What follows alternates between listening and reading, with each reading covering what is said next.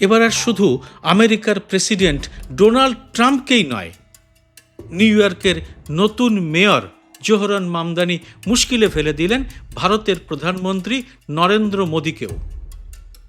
মোদির কল্যাণেই ভারতীয় জনতা পার্টিকে এখন নাম বদলে ভারতীয় জুমলা পার্টি বলে থাকেন সঞ্জয় সিংয়ের মতো বিপক্ষের নেতারা।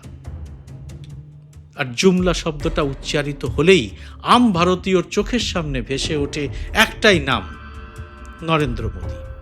তা সে ভোটে জিতে কালাধন ফিরিয়ে সবার অ্যাকাউন্টে 15 লক্ষ করে টাকা দেওয়াই হোক, বছরে 2 কোটি করে চাকরি দেওয়াই হোক, বা পেট্রোল ডিজেল সহ জিনিসপত্রের দাম কমানোই হোক, বা দেশে আচ্ছে দিন আনার কথাই হোক। আর ঠিক এই জায়গাটিতেই কি নিজের পার্থক্য চেনাতে চলেছেন নিউ ইয়র্কের নতুন মেয়র জোহরান মামদানি। নিউ ইয়র্কের মেয়র ভোটের সময় যে প্রতিশ্রুতি দিয়েছিলেন তা রক্ষা করে তিনি শহরের সব শিশুর জন্য একটি নীতি প্রবর্তন করেছেন। অর্থাৎ এটা আর এখন শুধু প্রতিশ্রুতি নয়, বাস্তবায়নের দিকে এগোতে শুরু করেছে।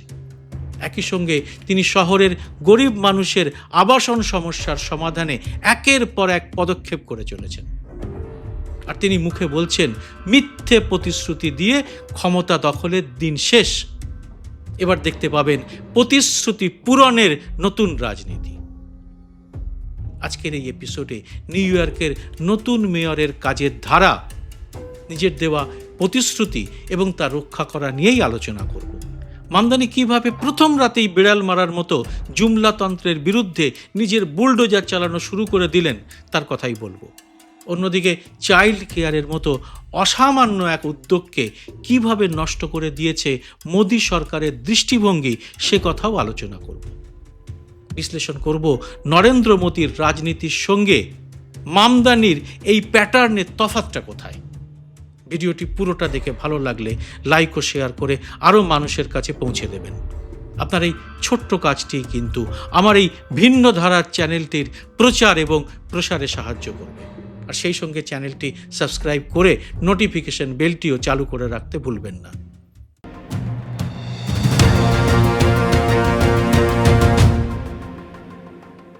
The mayor on the bus says, hello friends, hello friends, hello friends. The mayor on the bus says, hello friends, all through the town.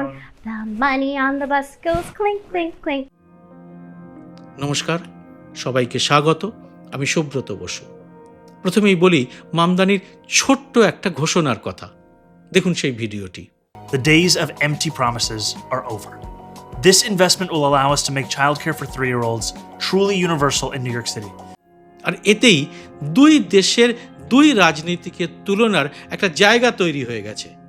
ভোটের সময় দেওয়া জরুরি কয়েকটি প্রতিশ্রুতির বাস্তবায়নের একের পর এক ঘোষণা করেই কি জোহরান মামদানি দুনিয়াকে একটা বার্তা দিয়ে দিলেন?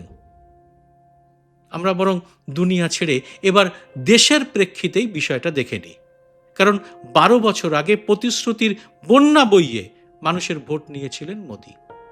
মামদানির ঘোষণার সঙ্গে সাযুজ্য রেখে দুই দেশের দুই নেতা এবং দুই দেশের দুই রাজনীতিকের প্রতিশ্রুতি পালনের তুলনা করা যাক।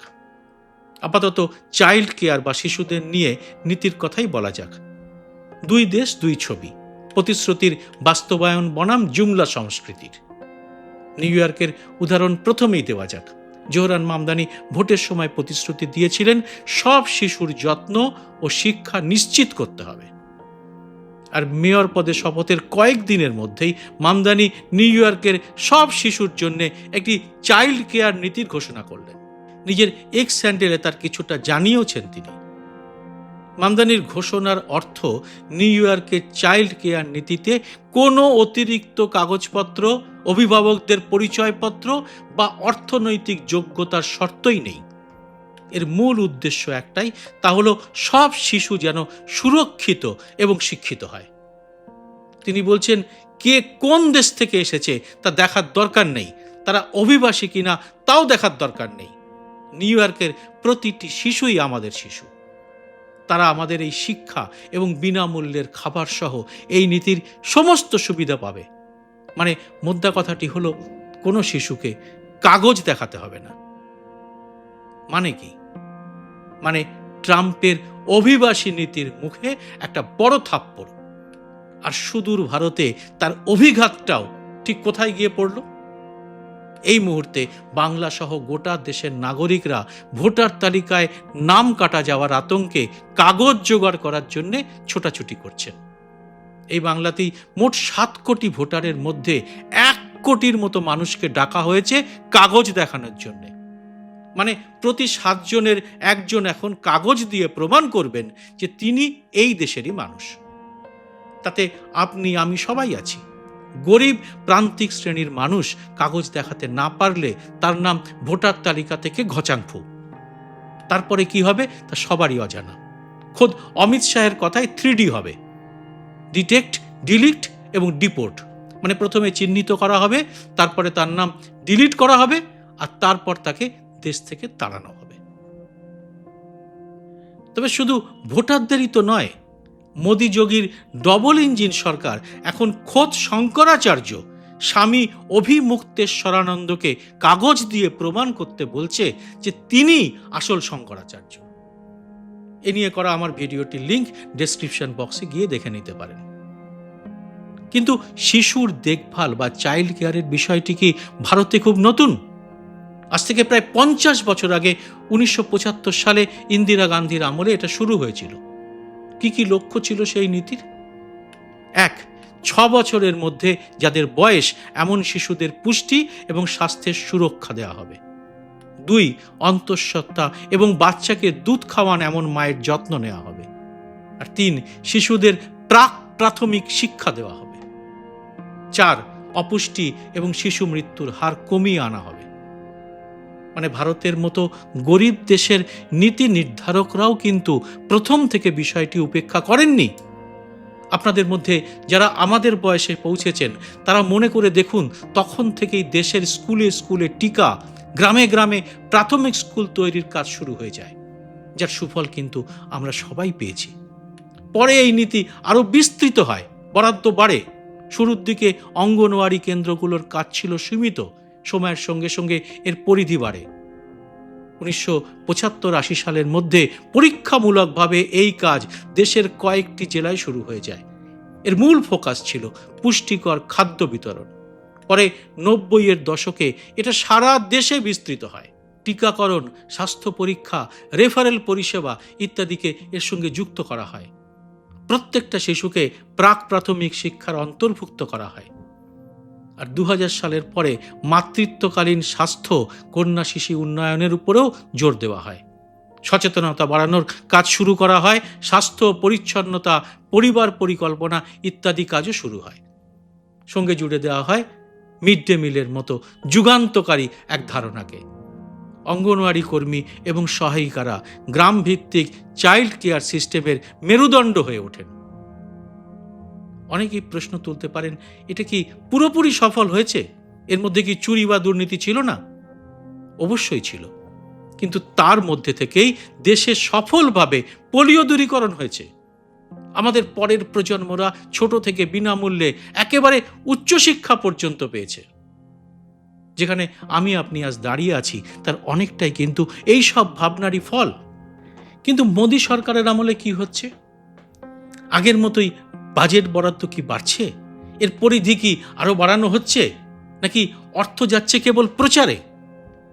এবার তথ্যের দিকে তাকানো যাক। মোদী সরকারের আমলে ভারত গ্লোবাল হাঙ্গার ইন্ডেক্স 2025-এ 123টি দেশের মধ্যে 102তম স্থানে ছিল, যেখানে শিশুর অনাহার এবং অপুষ্টিকে প্রায় আফ্রিকার অনেক দেশের সঙ্গে তুলনা করা হয়। কেন এমন অবস্থা হলো? অর্থাৎ চাইল্ড কেয়ারের মতো সিরিয়াস বিষয়ও জুমলা ছাড়া এই দেশে কি কিছু নেই? আর স্মৃতি ইরানির মতো মহিলা এবং শিশু কল্যাণ দপ্তরের ভারপ্রাপ্ত এক নির্বোধ মন্ত্রী বলে দিলেন এইসব হাঙ্গার ইন্ডেক্স বোকাস। ভারতের রিজার্ভ ব্যাংকের প্রাক্তন গভর্নর, বিশ্বখ্যাত অর্থনীতিবিদ রঘুরাম রাজন একবার বলেছিলেন, ভারতের প্রান্তিক মানুষের মধ্যে এক বিশাল সংখ্যক নিরক্ষর মানুষের প্রজন্ম তৈরি হচ্ছে, যারা অপুষ্টির কারণে শারীরিকভাবেও অশক্ত। আর কয়েক বছরের মধ্যেই গ্রামীণ ভারত থেকে এই প্রজন্ম কাজের জন্যে আমাদের সামনে এসে দাঁড়াবে। আমরা চোখ বন্ধ করে রাখলেও প্রলয় কিন্তু বন্ধ হবে না। অর্থাৎ গোদা বাংলায় ভারতে চাইল্ড কেয়ার কাগজে আছে। মিড ডে মিলের জন্য সরকারের বরাদ্দ দেখলে এই প্রকল্পকে সরকার কতটা গুরুত্ব দিচ্ছে তা স্পষ্ট হয়ে যায়। আর সরকারি স্কুলগুলো সম্পর্কে যত কম কথা বলা যায় ততই ভালো। আর তাই নিম্নবিত্ত মানুষরাও ছেলে মেয়েদের পড়াতে এখন ঘটি বাটি বেচে বেসরকারি স্কুলের দ্বারস্থ হচ্ছেন। আর এখানেই মামদানির নিউ ইয়র্কের নীতির সঙ্গে আমাদের সরকারের দৃষ্টিভঙ্গির তফাৎ। একজন একটা ঘোষিতভাবে ধনতান্ত্রিক দেশে বসে ভাবছেন গণতান্ত্রিক সমাজতন্ত্র বা ডেমোক্রেটিক সোশ্যালিজমের আদর্শ, আর একজন ঘোষিতভাবে সমাজতান্ত্রিক এবং জনকল্যাণমূলক রাষ্ট্রে বসে চলেছেন চরম দক্ষিণপন্থী পথে। এবার আসি পরের পয়েন্টে, সেটা হচ্ছে এই দুই রাজনীতিতে মানুষের প্রতি মনোভাব। ভারতে এখন সেটা কি রকম?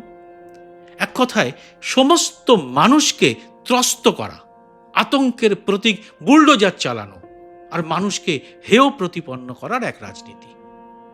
সব স্বাধীন সংস্থাকে কবজা করার রাজনীতি, গণতান্ত্রিক অধিকার ছিনিয়ে নেওয়ার রাজনীতি। আর এই জন্যই কি চালু হয়েছে SIR? উল্টো দিকে মামদানির রাজনীতির মূল লক্ষ্যই হচ্ছে সাধারণ মানুষকে হেনস্থা থেকে রক্ষা করা, তাদের সুরক্ষা এবং সুবিধা নিশ্চিত করা এবং গরিব মানুষের জীবনযাত্রার মান উন্নয়ন করা। Masked agents. Yeah.